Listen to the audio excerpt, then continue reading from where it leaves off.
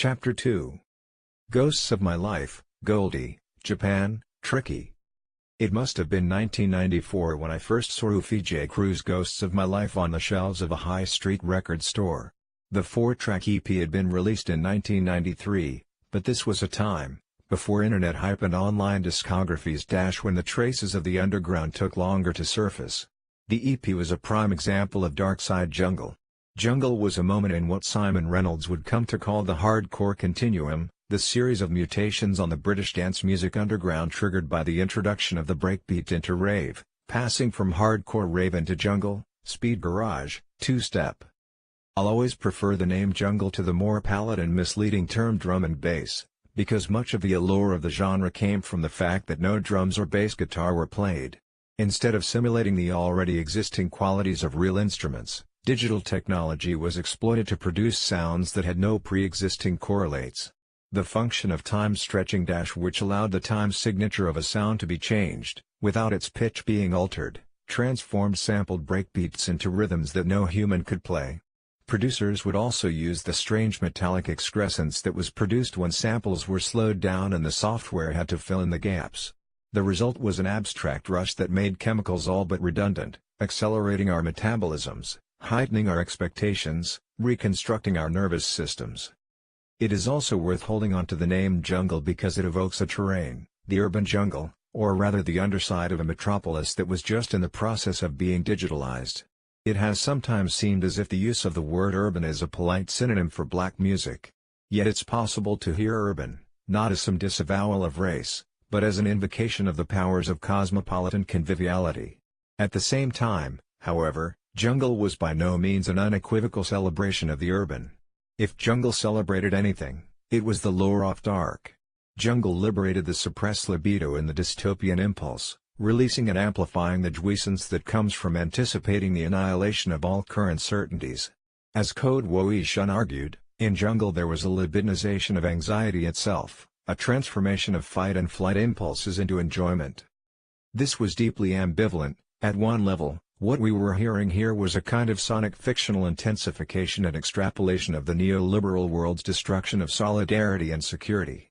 Nostalgia for the familiarity of small-town life was rejected in jungle, but its digital city was devoid of the comfort of strangers. No one could be trusted here. Jungle took many of its cues from the Hobbesian scenarios of 1980s films such as Blade Runner, Terminator and Predator 2. It's no accident that all three of these films are about hunting. Jungle's world was one in which entities, human as well as non-human, stalked each other for sport as well as for sustenance. Yet Darkside Jungle was about the thrill of the chase, about the video game euphoria anxiety of eluding ruthless predators, as much as it was about the exhilaration of running prey to ground. At another level, Darkside Jungle projected the very future that capital can only disavow. Capital can never openly admit that it is a system based on inhuman rapacity. The Terminator can never remove its human mask. Jungle not only ripped the mask off, it actively identified with the inorganic circuitry beneath, hence the android/death's head that Rufiji Crew used as their logo.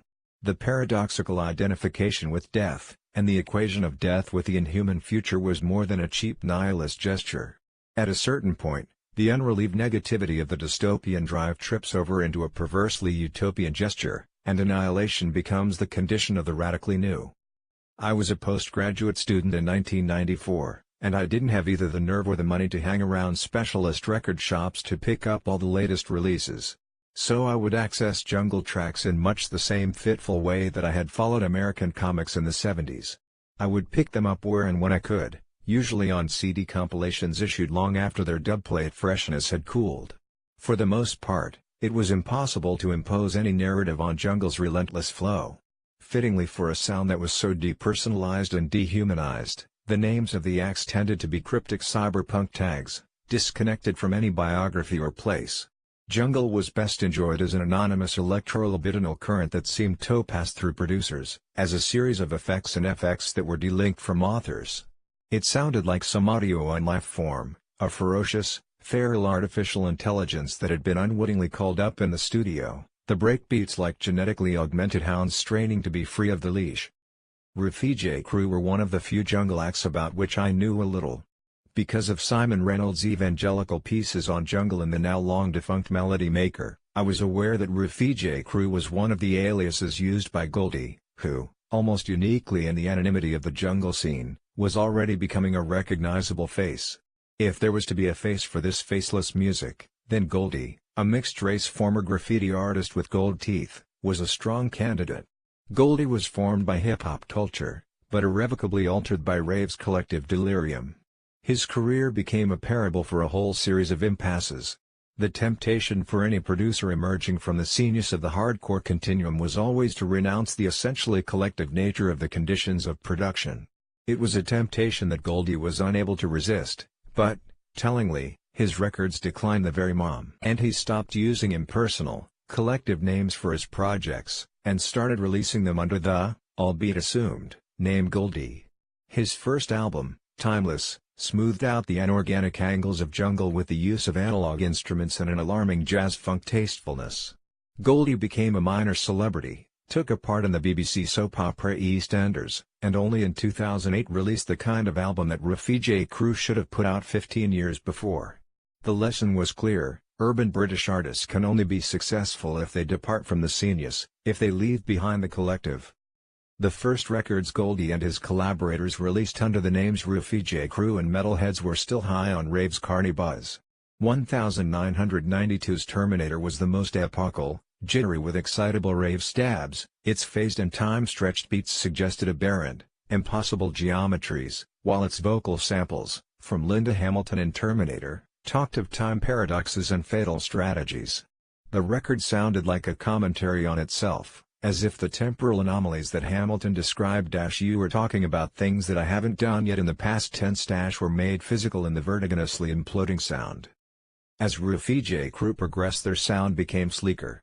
Where the early records put one in mind of an assemblage of dismembered organs that had been crudely stitched together, the later releases more closely resembled mutants that had been genetically engineered. The unruly and volatile rave elements had gradually drained away, to be replaced by textures that were starker, moodier.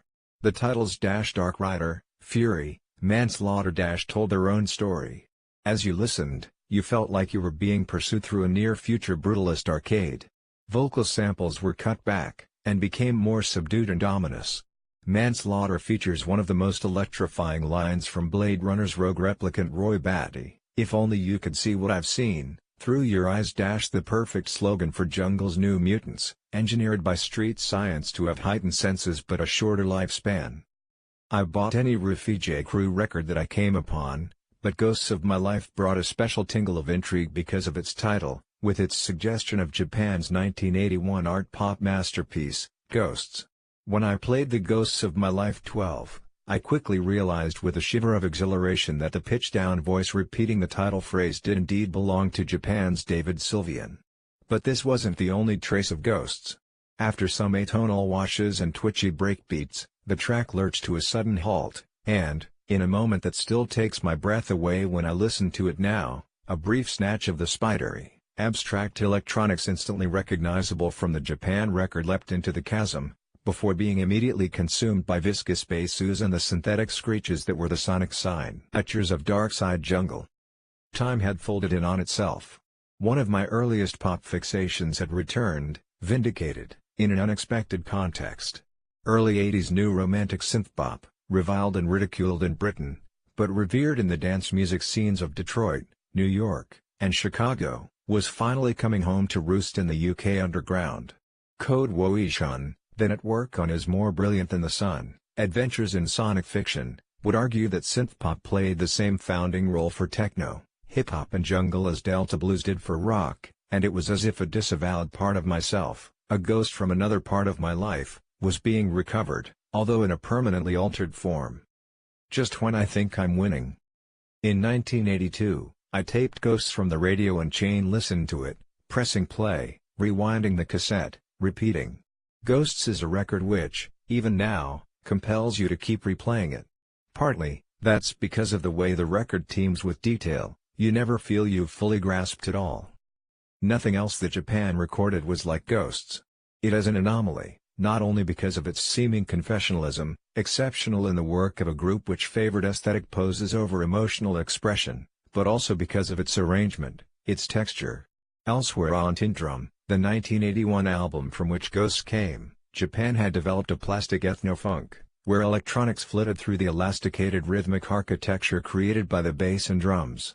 On Ghosts, however, there are no drums and no bass line. There is only percussion that sounds like metallic vertebrae being gently struck, and a suite of sounds so austerely synthetic that they could have come from Stockhausen. Ghosts begins with chimes that make you feel like you are inside some metallic clock.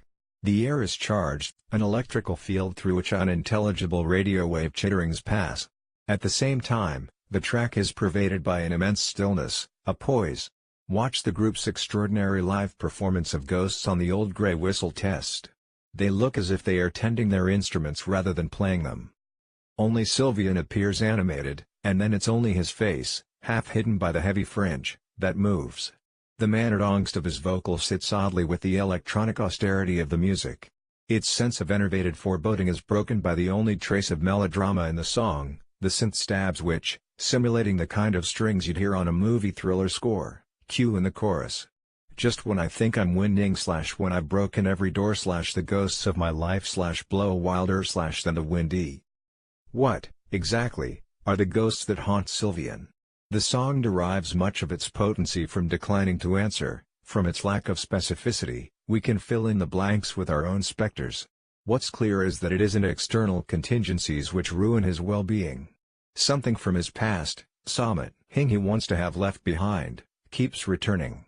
He can't leave it behind because he carries it with him. Is he anticipating the destruction of his happiness, or has the destruction already happened? The present tense, or rather the hesitation between past and present tense, creates an ambiguity, suggesting a fatalistic eternity, a compulsion to repeat, a compulsion that might be a self-fulfilling prophecy. The ghosts return because he fears they will. It's hard not to hear Ghosts as a reflection of sorts on Japan's career up to that point. The group was the culmination of a certain English take on art pop that began with Bowie and Roxy in the early 70s. They came from Beckenham, Catford, Lewisham, the unglamorous conurbation where Kent joins South London, the same suburban hinterland from which David Bowie, Billy Idol and Susie Sue had come.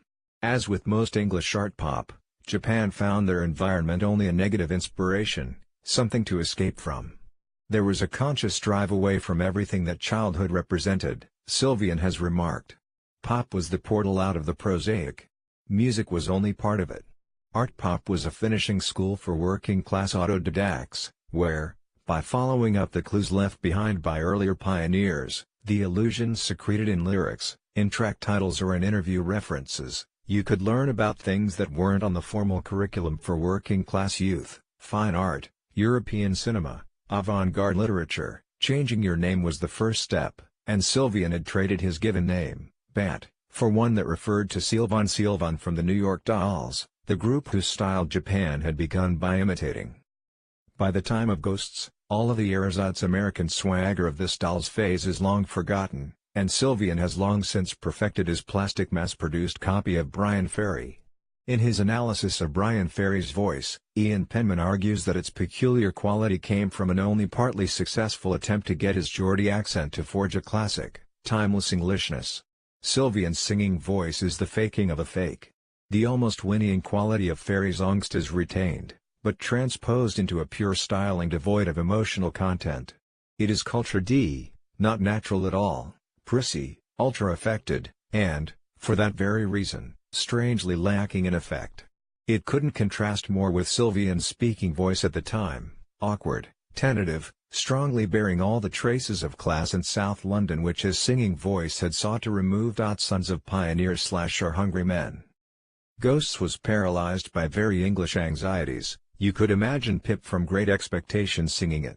In England, working-class escape is always haunted by the possibility that you will be found out, that your roots are showing.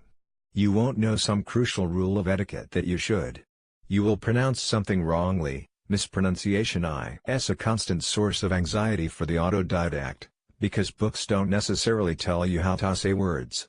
Is Ghosts the moment when art pop confronts this fear, that class will out, that one's background can never be transcended, that the rude specters of Lewisham will return no matter how far east you travel? Japan had pursued art pop into a sheer superficiality, which exceeded even their inspirations in its depthless aestheticism. Tin Drum, the 1981 album from which Ghosts came, was art pop as barth as pop, a conspicuous playing with signs for their own seductive sake. The album cover immediately drew you into their heavily confected world. Sylvian, his heavily sprayed, peroxide fringe falling artfully over his Trevor Horn specs, sits in a simulation of a simple Chinese dwelling, chopsticks in hand, as a Mao poster peels from the wall behind him. Everything is posed, every sign selected with a fetishistic fastidiousness. Check the way his eyeshadow gives his eyelids an almost opiated heaviness, but, at the same time, everything is so painfully fragile, his face a no mask, anemically ultra-white, his body posture ragdoll drained. Here he is, one of the last glam princes, and perhaps the most magnificent, his face and body rare and delicate works of art, not extrinsic to, or lesser than, the music, but forming an integral component of the overall concept. All, social, political, cultural, meaning seems to be drained from these references. When Sylvian sings Red Army Needs You on the closing track, Cantonese Boy, it is in the same spirit of semiotic Orientalism. The Chinese and Japanese empires of signs are reduced to images, exploited and coveted for their fruition.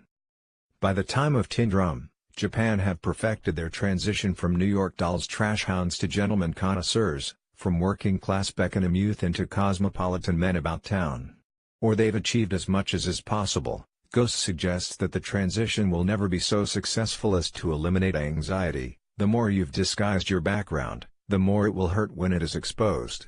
Tin Drum's superficiality is the superficiality of the glossy photograph, the group's detachment that of the photographer.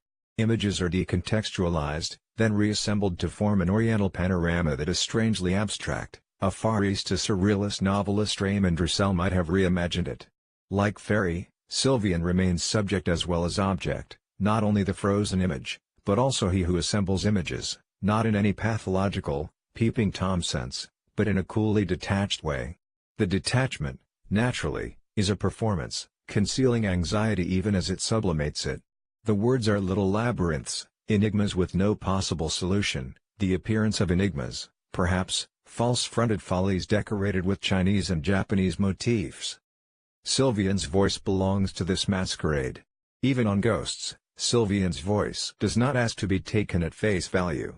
It is not a voice that reveals, or even pretends to reveal, it is a voice to hide behind, just like the makeup, the conspicuously worn signs. It's not only the fixation on geography that makes Sylvian seem like a tourist, an outside observer even in his own inner life. His voice seems to come entirely from his head, barely from his body at all. And after this? Japan would fall apart, while Duran Duran were already more than halfway towards taking a lumpen version of Japan's shtick into superstardom. For Sylvian, there was a pursuit of authenticity, which was connoted by two things: the turn away from rhythm and the embracing of real instruments. The wiping away of the cosmetics, the quest for meaning, the discovery of a real self. Yet, until 2003's Blemish, Sylvian's solo record seemed as if they were straining towards an emotional authenticity that his voice could never quite deliver, only now they lacked the alibi of aestheticism. Tin Drum was Japan's final studio album, but it was also one of the last moments in English art pop. One future had quietly died, but others would surface. Your Eyes Resemble Mine. A fragment of Japan's Ghosts washed up 14 years later, on Tricky's first single, Aftermath. Here it wasn't sampled, but cited, by Tricky's mentor, fellow Bristol and Mark Stewart. In the background of the track's loping shandy rhythms, you can hear Stewart sing the lines "Just when I thought I was winning, just when I thought I could not be stopped." The use of the Japan reference and the presence of Stewart, a major figure in Bristol post-punk since his time with the pop group in the 1970s, were already powerful clues that Tricky's positioning as a trip-hop artist was reductive and misleading. Too often, the label trip-hop would be applied to what was in effect a black music with the blackness muted or excised, hip-hop without rap. The trip in Tricky's music had less to do with psychedelics and more to do with the foggy indolence of marijuana. But Tricky pursued ganja inertia well beyond stoner lassitude into a visionary condition, in which rap's aggression and braggadocio weren't so much removed as refracted in the heat haze of a dreamy, hydroponic humidity. On the face of it, Tricky's raw SP could be heard as the British answer to hip-hop, but, on a more subterranean level, what he was also taking up and renewing were strands in post-punk and art pop. Tricky counts post-punk acts like Blondie, the Banshees, The Cure, the last great pop band, I think, he says, as his precursors. It's not as simple as opposing this lineage to the soul, funk and dub references which were so obvious in Tricky's earliest music. Post-punk and art pop had already drawn substantially upon funk and dub. I grew up in a white ghetto, Tricky said when I interviewed him in 2008. My dad's Jamaican, my grandmother is white. When I was growing up, I was about 16, everything was normal. When I moved to an ethnic ghetto, I had friends there and my friends would say, "Why do you hang out with those skinhead guys, the white guys?" And my skinhead friends were like, "Why are you hanging out with those black guys?" I couldn't get it, I couldn't understand it. I could always go to both worlds, I could go to a reggae club and then a white club and not even notice it because my family is all different colors, different shades. So at Christmas, you got a white person, black person, African-looking person, Asian-looking person, we didn't notice it, my family are colorblind. But all of a sudden things started moving around, learning bad habits, people whispering to you, like, "Why are you hanging around with those white guys?" These are kids I grew up with since 5 years old, the guys I grew up with saying, "Why are you hanging out with those black guys?" Then I see the specials on TV, these white and black guys getting together. Tricky appeared at the very moment when the reactionary pantomime of Britpop-rock, which had whitewashed out contemporary black influences, was moving towards dominance. The phony face-off between Blur and Oasis which preoccupied the media was a distraction from the real fault lines in British music culture at the time. The conflict that really mattered was between a music which acknowledged and accelerated what was new in the 90s, technology, cultural pluralism, genre innovations, and a music which took refuge in a monocultural version of Britishness, a swaggering white boy rock built almost entirely out of forms that were established in the 1960s and 1970s. This was a music designed to reassure anxious white males at a moment when all of the certainties they had previously counted on, in work, sexual relations, ethnic identity, were coming under pressure. As we now know, Britpop would win the struggle. Tricky would slink away to become the herald of a future for British music that never materialized. A rapprochement of sorts between Tricky and Britpop was, thankfully, missed. Blur's Damon Albarn was supposed to guest on the album Tricky recorded under the name Nearly God, alongside the Specials' Terry Hall, amongst many others, but the track that the pair recorded together was removed from the album before it was released. When Max and K was released in 1995, Tricky was immediately anointed as the voice of a mute, depoliticized generation, the wounded prophet who absorbed and transmitted a decade's psychic pollution. The extent of this adulation can be gauged by the origin of the name Nearly God. A German journalist had asked him, "What's it like to be God?" "Well, nearly God?"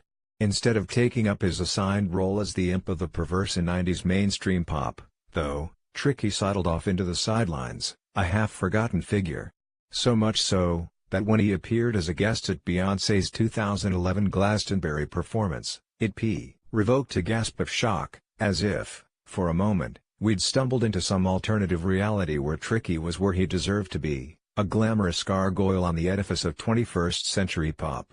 All too symbolically, however, Tricky's microphone didn't seem to be switched on, and he could barely be heard. On Max and K, Ian Penman wrote in his landmark March 1995 essay for The Wire magazine, "Tricky sounds like ghosts from another solar system." The spectrality of Tricky's music, the way it refused to step up or represent, the way it slurred between lucidity and inarticulacy, made for a sharp contrast with the multicolored brashness of what Penman called the face cover / talking loud / jazzy bean excess of groovy one world vibray. What's so significant about the version of multiculturalism that Tricky and Goldie proffered was its refusal of earnestness and worthiness. Theirs was not a music that petitioned for inclusion in any kind of ordinariness. Instead, it reveled in its otherworldliness, its science-fictional glamour. Like art pop's first pioneer, Bowie, it was about identification with the alien, where the alien stood in for the technologically new and the cognitively strange, and ultimately for forms of social relations that were as yet only faintly imaginable.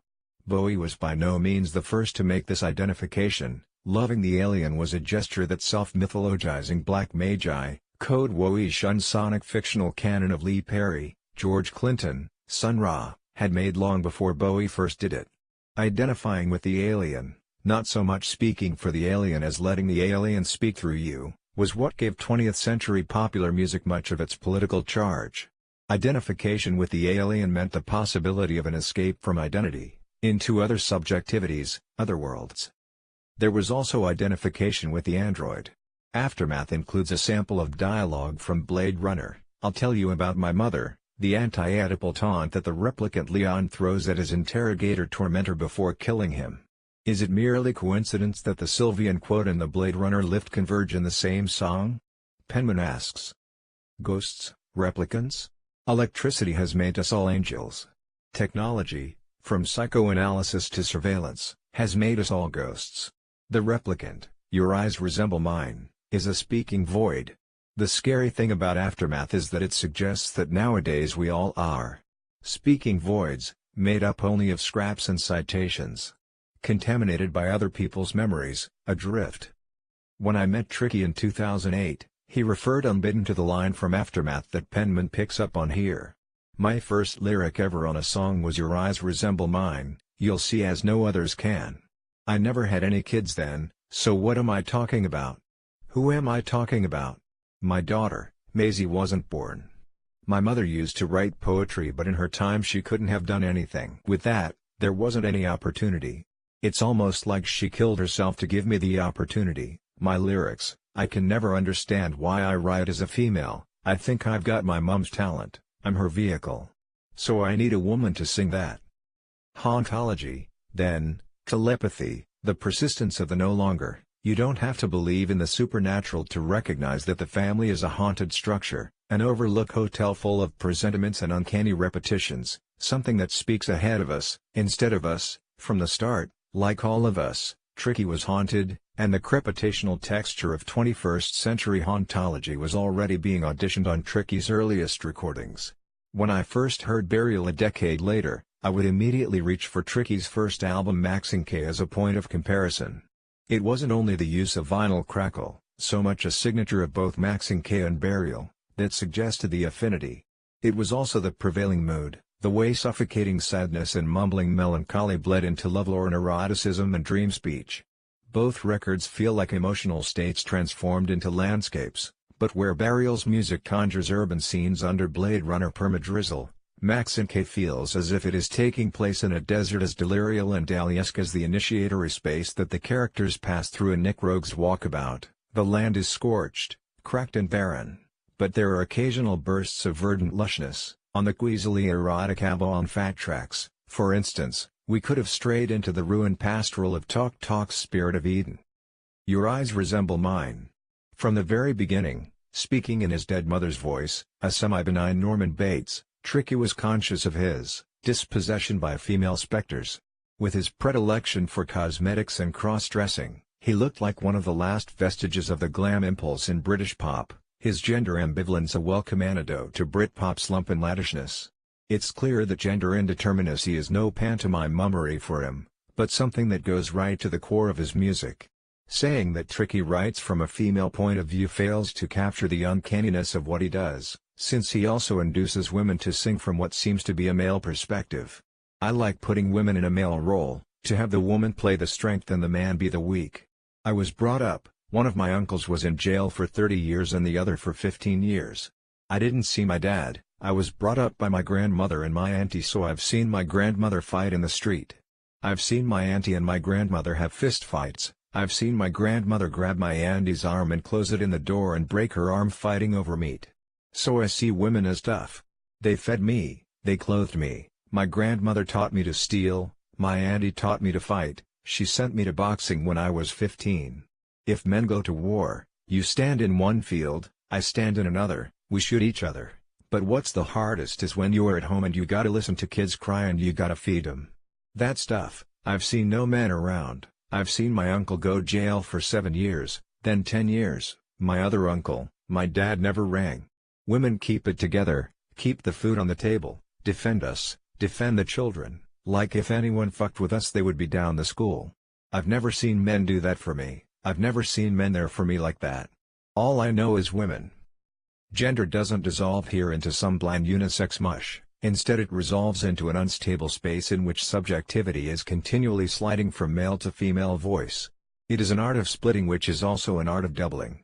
Through the women who sing for as him, Tricky becomes less than one, a split subject that can never be restored to wholeness. Yet their voicing of his incompleteness also makes him more than one, a double in search of a lost other half it will never recover. Either way, what Tricky unsettles, both as a vocalist and as a writer/producer who coaxes singing from another, is the idea of the voice as a rock-solid guarantor of presence and identity. His own weakened, recessed voice, all those croaks, mumbles and murmurs, has always suggested a presence that was barely there, something supplementary rather than centered. But the main, usually female, voice on his songs also sounds absented and abstracted. What the voices of his female singers, flat, trained, destitute of ordinary effective cadences, most resemble is the sound of a medium, a voice being spoken by something else. So this is the aftermath. It is not that Tricky possesses female singers, more that he induces them into sharing his trance states. The words that come to him from a lost female source are returned to a female mouth. I'm already on the other side, as Martina Topley Bird sang on I Be the Prophet from the Nearly God LP. Tricky's upbringing was particularly gothic. My grandmother used to keep me at home because my step-grandfather used to be out working, and she used to watch all these black and white horror movies, vampire movies, and it was like growing up in a movie. She used to sit me in the middle of the floor, 'cause she lost my mum, her daughter. She'd be playing Billie Holiday, smoking a cigarette and would say things like "You look like your mum," watching me. I was always my mum's ghost. I grew up in a dreamlike state. One time I've seen a suicide off an NCP car park and the police took me down to see what I saw, and the next day in the Evening Post there was my name in there. I woke up and it was on the fridge. My grandmother had put it on the fridge like I was famous. The one who is possessed is also dispossessed, of their own identity and voice. But this kind of dispossession is of course a precondition for the most potent writing and performance. Writers have to tune into other voices, performers must be capable of being taken over by outside forces, and Tricky can be a great live performer because of his capacity to work himself up into a state of head-shaking shamanic self-erasure. Like the occult, religion provides a symbolic repertoire which deals with the idea of an alien presence using the tongue, of the dead having influence on the living, and Tricky's language has always been saturated with biblical imagery. Max and Gay's purgatorial landscape was littered with religious signs, while pre-millennium tension exhibited what seemed like religious mania. I saw a Christian in Christian Sands, a devil in Helsinki. Here come the Nazarene/look good in a magazine, Mary Magdalene that'll be my first sin. When I interviewed Tricky he had just released the single, Council Estate.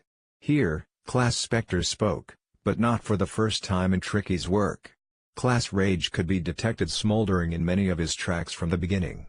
Master your language/ and until then, I'll create my own, he warned on 1996's Christian Sands, casting himself as the proletarian Caliban plotting revenge on his alleged betters. He is acutely aware of the way in which class determines destiny. Breaking into a house or car equals locksmiths, insurance, it's all making money off me. The longer I'm in prison you're making more money. Modern-day slavery, instead of slaves, they turn them into criminals. Tricky called the album from which Council Estate came Old West, after the area of Bristol in which he grew up. When I was at school, there was one certain teacher who said, when you go for a job, as soon as you put your postcode down and they know you're from Old West, you ain't gonna get the job. So lie, if you're going to fill in your application forms, lie. Council Estate conceived of resentment as a motivating force and success as revenge.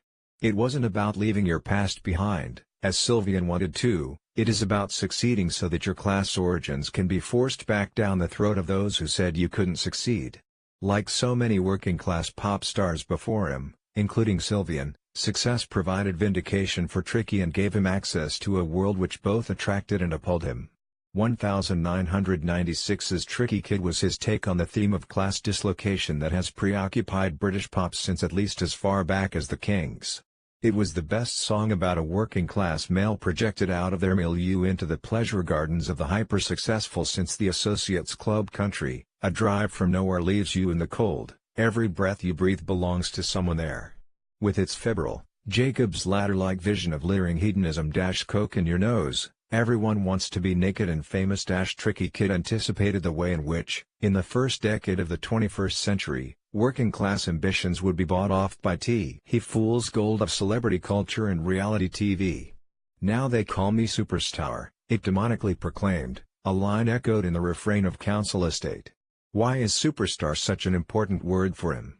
Because it's such a stupid word in a way. What used to happen is that you make an album, and if your album's successful, fame is almost part of the game. When I was starting off, I just wanted to make a good album, I wanted to make something that no one's ever heard before, I wasn't interested in anything else.